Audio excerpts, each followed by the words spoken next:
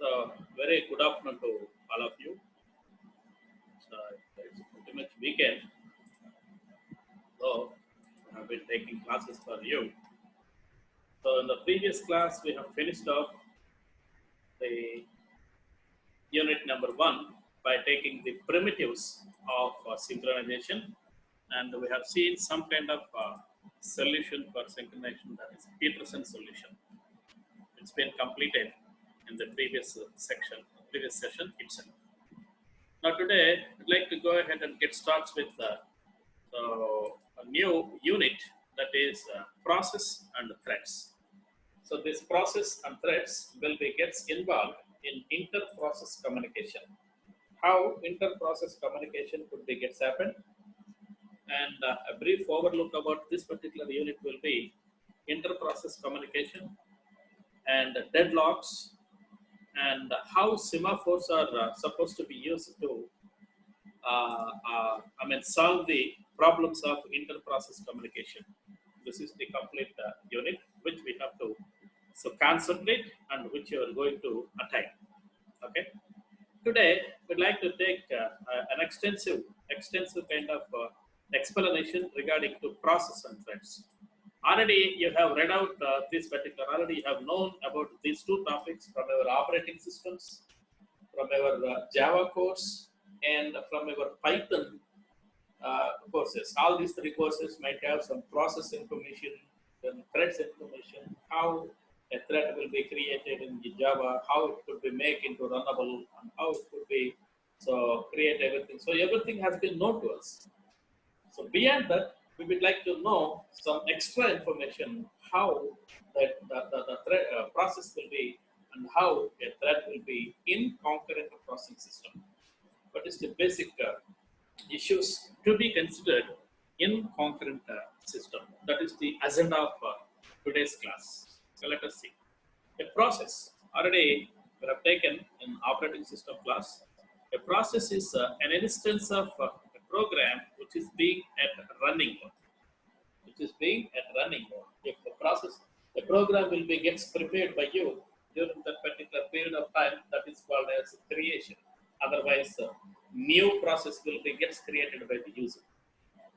Soon you have completed to write every statement of the program to attain the result of your problem statement. You may be compile it and it will be sent for execution. Then after compilation process, what exactly it could be say that is in ready mode. Just your process is already gets ready. And you are waiting for whether the CPU will be allocate space for you to execute your problem or not. If CPU will be given some chance to execute, then that is called a running mode. Okay, let me explain. So things will be there at the end of this slide. Let me explain. However, so a program is under running mode in isolated way, not exactly with the shared way, isolated way. Okay, then that is called as the process. Okay, it must not be shared anything, even so any instruction will not be shared, any resource will be shared, or any other issues could not be shared by other processes within the same machine. Then such kind of things are called as supposed to be called as process. Okay, and this particular process might be having its own private section of memory within the random access memory of the machine. Okay, let me show you. For example, this could be the random access memory. Normally, while any process is being executed, so the allocated space for our process will be divided into totally 5 different types of categories. Number one is text. Number two is this is first one, and this is second one, data. Third one is heap, and the fourth one is stack. And heap will be progressively gets increased. Stack also progressively gets increased. Okay, and let me explain each and every part here. Text is responsible to store the executable mission code of your process. Text is responsible to store the executable mission codes of your process. Whereas data is responsible to store the local variables of your process. local variables. Try to listen very carefully. Local variables of your process. Whereas heap is responsible to store or to create. So what is that? Any space is required during the runtime of your process. Let me call it as dynamic memory allocation. So will be takes place or will be taking place by the heap here. If a dynamic memory allocation cannot be there in our process, then there is no use of heap. Heap will be gets empty. Heap will be gets empty. And stack is responsible for this particular stack is responsible for to track the operations which have been done or which have been taken place by the process.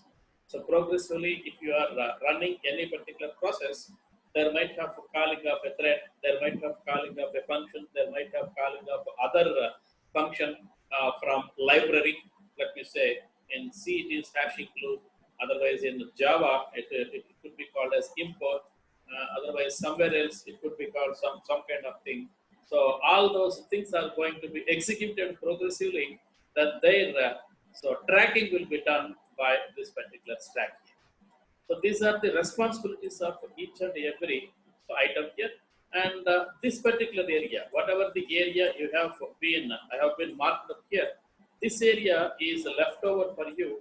When a huge amount of dynamic memory can be created, heap will be progressively increased towards this side. And too much tracking will be there in our system and in our process, that it could be increased or something like this. Okay, this is used. So memory hole which is available for you to execute or to store some kind of values. So these are the four different area, and this area is used to dynamically allocate some kind of data in our process. Okay. Then how many process states are there, how the process states are supposed to be defined, and how this particular memory can be allocated for one particular program, a simple program in C will be seen. So normally a process will be always change its states based on the execution point of view. Based on the execution point of view, it could be always change its state. Okay. Sometimes if any program is being running and your program is for instance, one particular statement is responsible to take some kind of input, thereby IO request is being made by your process, so that your process will be changed from execution, otherwise running, to IO waiting state. After giving input, then IO waiting state to again come to running state. Something like that. Continuously it has been changed its state. Okay. If any child process will be gets created by your original process, then immediately your process will be put into waiting state and the child process will be gets running state. After execution of the child process will be gets over, then come back to your main process that is being executed. So waiting state to the execution state. Something like that. So therefore, many number of activities or many number of things are there. If any signal will be there, signal in the sense waiting for IO and the user is not responding for some time. After some time, user has responded.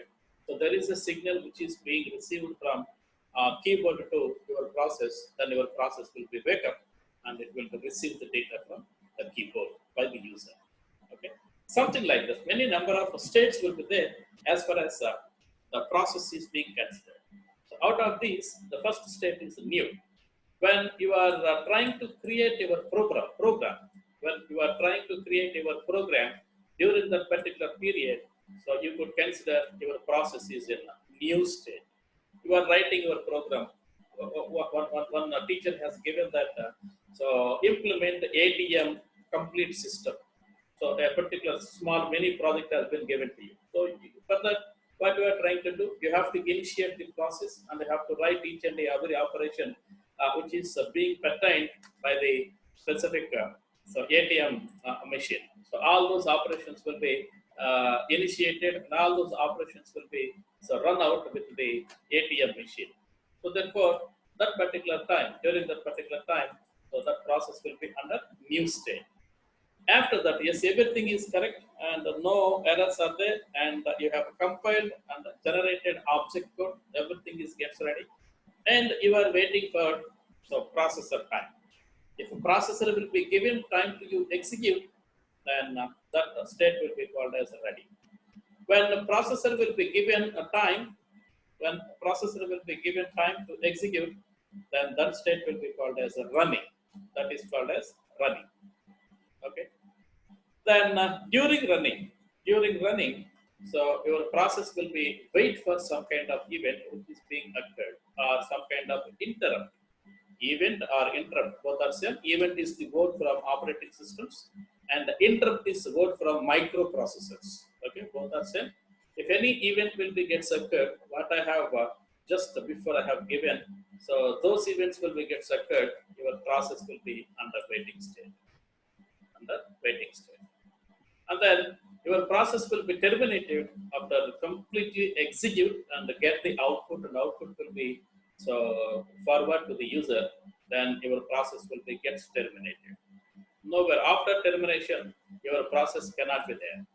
Previously, abort kind of thing also be there, abort kind of state also be there, but right now abort kind of thing is being taken away. Okay, it is taken up from the process states. What do you mean by abort in the sense?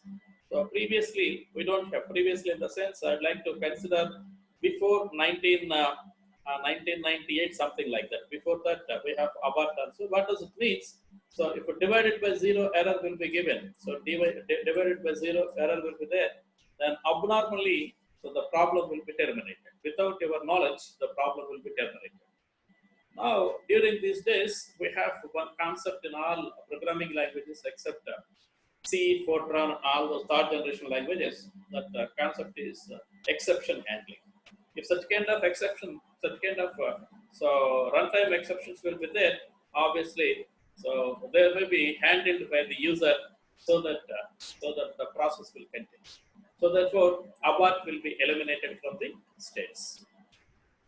However, all these states and all these allocations, memory allocations, and all these items are being maintained by one special data structure. That is, the data structure is called PCB, process control block. Process control block will be allocated for every process. Okay, so if you run approximately some 20 processes in the sense, 20 process control blocks will be PCBs will be allocated for your each and every process. Okay. Then, what are the premises of the execution pattern of course, already you have learned this one in your operating system course, but I have to recall you.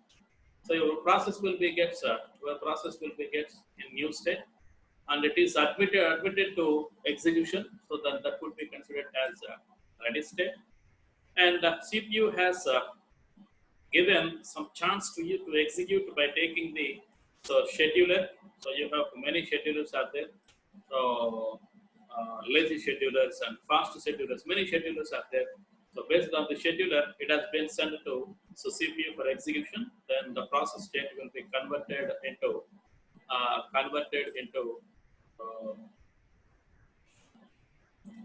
running state. It will be converted into running state. And then if any other event, let me say, if any IO event or interrupt will be gets occurred, it will becomes to waiting state. After the event will be gets closed, then gets completed, it will be goes to ready state, and continuously this could be gets happen. After some time, your process will be gets completed, so that it will be goes to terminated state. After termination, your process cannot be reinitiated unless otherwise.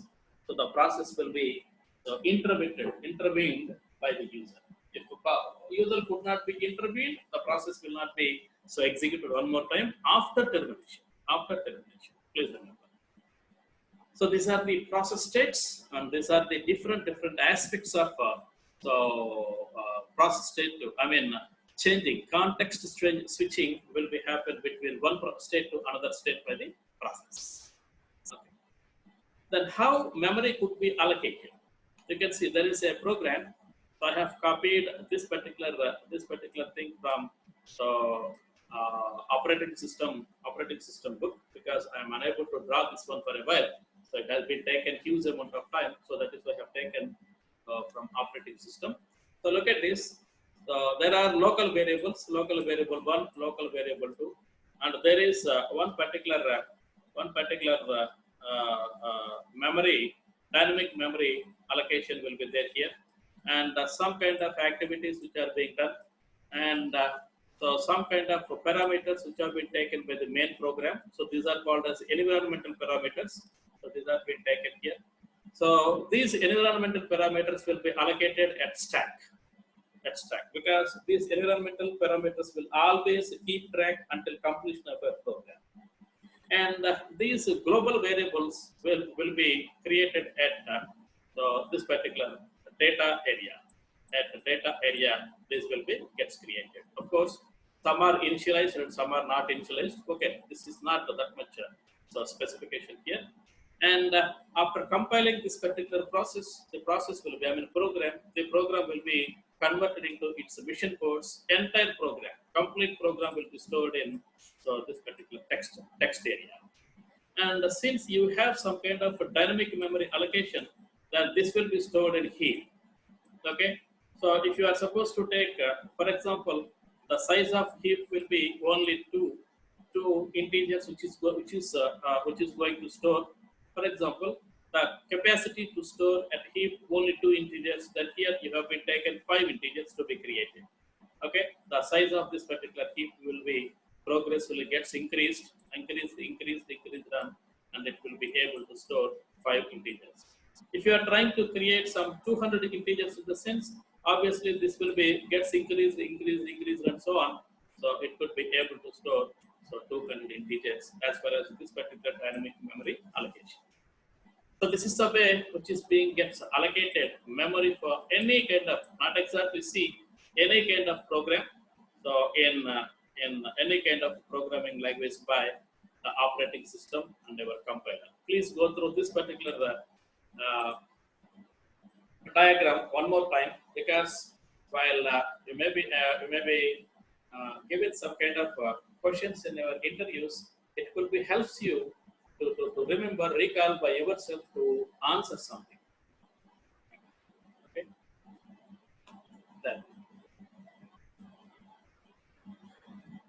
Then after process states and allocation of memory, are there any extra resources will be required by the process? Yes, there are some more. So look at this. So image of executable code, otherwise mission code. The mission code image must be maintained by so-called program. That is the first point. We have already seen this particular point. In addition to this mission codes of your program, what exactly? Memory could be required. Already we have seen the memory also. So what are the executable code must be existed within the memory? Already we have seen. And then the process specific data, whether it is input or output or dynamically allocated data, that's also be there. Then followed by stack. Keep tracking of subroutines and other events by the stack. It's also be there. These two are known to us. These two are very much known to us. Then heap, it's also known to us. Then here you can see operating systems descriptors. So while you are trying to save data onto a particular file, so opening up a file, closing up a file, perform operations of a file cannot be done by your program directly. They will be always take some assistance from operating system. So these operating system file descriptors or device descriptors or resource descriptors will be variated from Unix to so Windows operating system. If you take Unix, it is called as a file descriptor. If you take Windows, they are called as handlers. Handles or handlers, they are called as handlers. Okay, and data source syncs in the sense. So the data which is being acquired from a huge block of storage, such as magnetic tapes. Magnetic tapes are very huge amount of data is being stored. They are called as sinks. Okay, all these things will be maintained by your process during its execution. and followed by security attributes. Of course, in Windows, security attributes are very, very, very less when compared to the Linux or Unix. Security attributes in the sense read, write, and execute permissions by a particular process, for a particular process. So such kind of security attributes also be maintained by the process. And then the context of that particular process at this particular point of time, in which context or in which process state particular process has been maintaining, and what is the physical memory which is being allocated to the process, and what are those addresses, and are there any registers to be allocated for one particular process, and how the registers are available, what is the state of those registers, something like this. Everything will be maintained by the process. Okay. And of course, I have given this information just before, a couple of minutes ago I have given. There is a special data structure which is being maintained by operating system. That the data structure is called as PCB, process control block. Okay. Process control block will be maintained. So this whole data has been maintained by the process control block. If you refer process control block, you could understand what is the state of the process during the execution of any program out there. So this is the complete idea regarding to process. Whereas you must remember one thing here. In terms of this one, you must remember one thing. So if you initiate process one, already I have given this particular data to you, but even then I'd like to recall you back. So process one will be initiated by you. So process two being initiated by you. Process three being initiated by you, for example. So here, associated to process one, it has been created one particular PCB. Let me call it as PCB1, and it's also be created another PCB. So it could be considered as PCB2. Also created one more PCB, that is PCB3. You can consider allocation of this particular data structure will be a biggest tedious process, a complex process. Allocation of such kind of data structures for each and every process will be a complex process. You please remember this particular point in your mind. Okay, so because in threads, such kind of allocation could not be there, because thread is the part of a particular process, but not an external kind of process out there. Okay, let us see what about thread. So a thread is a basic unit of CPU utilization. Okay, so yesterday we have seen one particular problem, that is a critical section. The critical section is one of the threads. So if any critical section kind of thread is being executed, there might be having some kind of other activities which will be took place by the operating system or some other way. Okay. However, so a thread might be having its own thread ID and its own program counter and its own register. Register set and its own stack. Everything will be having. So everything will be borrowed from its parent. Parent in the sense from the process. Okay. Then followed by, so it is being shared. So look at this. It is being shared. Process cannot be shared its information to another process. Remember, process cannot be shared any information to other process. But a thread can be shared its information or its properties to another process which is belongs to same process. Because after invention of object-oriented programming languages or functional object-oriented functional programming languages, so you have a facility to create multi-threads, and multi-threading also be done here. So multi-threading in the sense, same process might have many number of threads. So therefore, there will be the multi-threadings which are being created by same process will be communicate at any moment of time. Over there.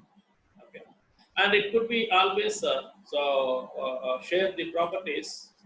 It could be always share the properties of code, of data, and operating system resources. Everything will be get shared. So therefore, extra memory is not required to run a particular thread. Whereas if you create one more process, extra memory is required. So that is what I have given just before. A couple of minutes ago, I have given the same. Okay. And traditional process will be having single thread, single thread control in the sense, traditional in the sense, the systems which have been created using 8086, 8018, 6286, systems, they are single threaded only. Nowadays, you are having multiple threads which are being created, and you may be control them, or you may be perform some kind of specific task by each and every thread. Okay. However, what is the life cycle of the thread? The life cycle will be having some number of states of the threads. So it is under bound thread. Thread will be always created by the process during the process creation only. When thread will be invoked, when thread will be called, then the thread will be gets created. Then such kind of state will be called as bound state. Then, so after the thread has been created, it will be waiting for CPU allocation. Whether CPU will be give some time to execute the thread or not. If it is available, then that is called as ready state. And followed by running state. Of course, it is also called as technically speaking, this is running in the sense. One more technical word is there, that is runnable. Okay, runnable thread and non-runnable threads. Two different types of threads are there in Java. So, okay, you have some kind of idea. You are a better programmer than me. So, in terms of writing threads in Java. Okay, so the thread is being executed. Then that is called as runnable or running thread. And the block state, because of any IO operations or any events which will being occurred, then the thread will be put into block state. Okay, then thread will be, thread is not supposed to be used for several number of units of time. A thread has been created, but the operation of the thread is not being created, used for several units of time. Then the thread will be under sleeping mode. Okay, sleeping mode in the sense it is almost all equal to the operation of a termination mode for a particular process. Of course, until the process will be gets terminated, if any thread is not supposed to be used, the thread will be considered as under sleeping mode only. Then thread is dead mode. When process will be gets terminated, and our thread will also be gets terminated. Of course, here we could not call it as a terminated mode. It is called as dead mode. These are the 6 states which are available for a particular thread. How this could be? Look at this: bound state, and then ready state, and then so it could be under ready to running, running to ready, ready to running. If any event will be get occurred, running will be put into ready. If an event will be resolved, immediately it will be running state, and so on and so forth. And from running state to might be goes to waiting state, or the sleeping state, or it is dead state, or it is blocked state. If it is waiting state in the sense, after whatever the reason which may be causes to get the waiting, so if that particular thing is gets resolved, and it will be goes to again, so not waiting, sleeping, sorry, sleeping state, it will be again reborn. If it is blocked, whatever the so IO or event which is being occurred for blocking, it will be also go for reborn. Okay, it is not supposed to go for ready or running. It is directly goes for reborn. It is going to reborn and can be taken entire life cycle one more time. Okay, so this is the particular life cycle of the thread. Okay. Then benefits of creating of threads. That's what I have told you just some minutes ago. Please remember why the process PCB will be gets allocated for each and everything. So here you could get the thing. Responsiveness. Rather process is heavily loaded kind of program is heavily loaded kind of process which could be having huge number of statements. So therefore our instructions, therefore that could be heavily loaded. Whereas a thread, if you consider a thread will be light weighted process. It's a light weighted process. So responsiveness or execution of one particular operation will be very, very, very fast enough. So that is why threads have been gets created. And second thing is resource sharing within the program only or within the process only. The resources will be get shared. Two different types of processes are there: P1, P2, and P1 does have some 5 threads, and P2 does have some 10 threads. P2 threads cannot be shared any kind of resources with the P1. P1 cannot be shared anything. Within the process, any number of threads are there. They are trying to share the resources. And then very important economy. Economy in the sense allocation of data structures will be very, very, very complex process for operating system. So since every PCB could be gets allocated for one particular process, so that the same PCB will be taken care by so-called the thread also. Therefore, it is a much economy. So while executing any kind of thread, and followed by scalability, you could use any number of threads with a single program. Any n number of threads will be gets executed for different aspects. So because of these four reasons, so threads are very, very useful to implement. And because of these threads only, so inter-process communication will be gets developed. Inter-process communication has been developed because of these threads. So therefore, how this inter-process communication will be done will be looked into the matter by tomorrow. So this is the class. Okay. Threads and processes. I believe that you got extra information from me, what you have learned in the previous classes. The previous classes, you people have learned something. So rather than you got some extra information from me today, what is a process and what is a thread regarding and in regard of this. So don't go away. Please wait for a while. I'll take the attendance. Take the attendance. Wait for a while. So yeah, first one has taken.